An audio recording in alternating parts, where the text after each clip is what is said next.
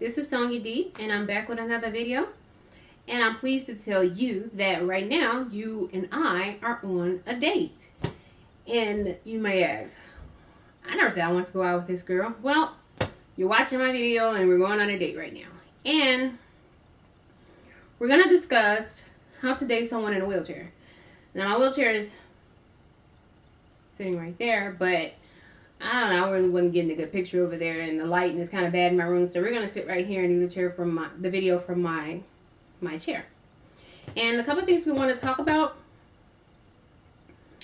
were things that you should probably talk about with someone, or things that you shouldn't bring up if you ever happen to go on a date with someone who happens to be in a wheelchair.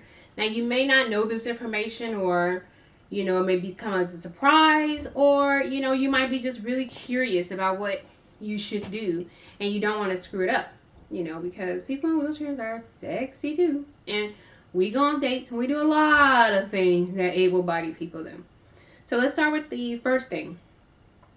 And you probably shouldn't ask how they got in the wheelchair and probably make that your first question, even though you may have a burning desire to know. And that's quite normal.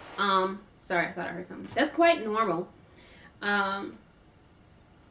Some people in wheelchairs are very forthcoming about why they're in chairs. You have people with spinal cord injuries, people with different diseases like lupus, MS, or, somebody might be in a wheelchair temporarily.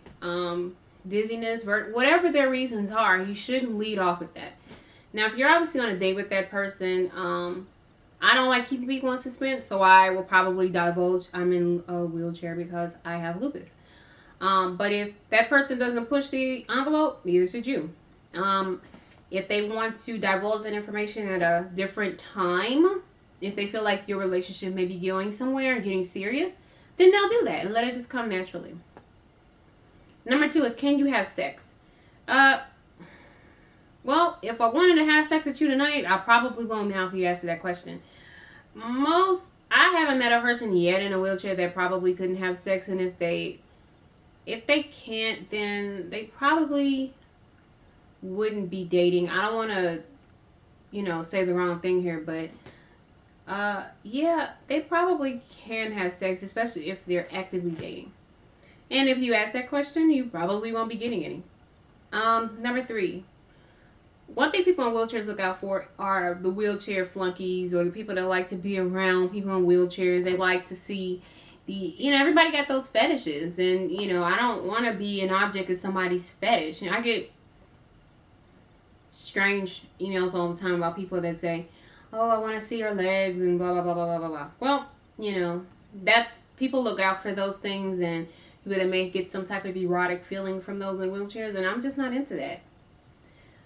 4, don't overdo it when it comes to helping them. Probably that person in a wheelchair you're dating did not get injured or sick the day before, or, a week before. They've been in a chair for probably some time now, and they're quite comfortable with navigating it. And if they need your help, they'll ask for your help. It's okay to ask, is there anything I could do to help? But don't ever just grab a door for someone, because I've had where people have grabbed doors out of my hand and it'll flip that person out of the wheelchair, and you don't want to hurt the person you're on a date with, right?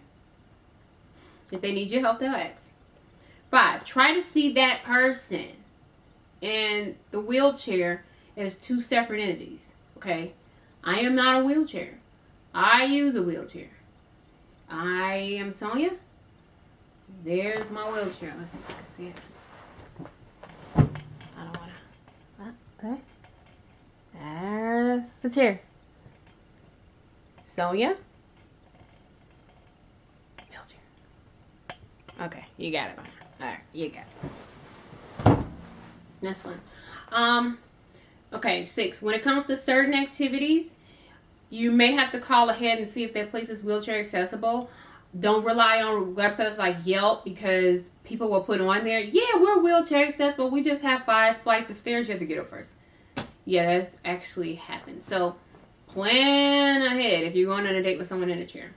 7, even though we can do most things able-bodied people can do, know that we have limitations and be okay with that. Like, I get fatigued very quickly.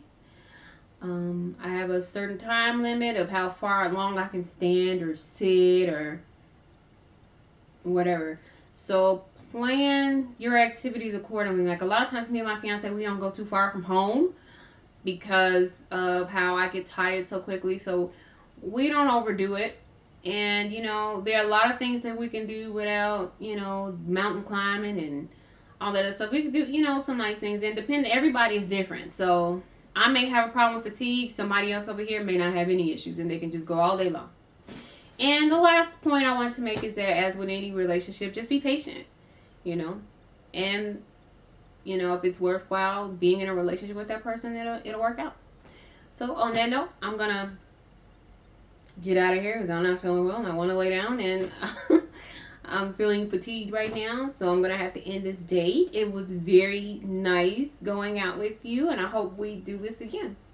Talk to you later, YouTube. Bye.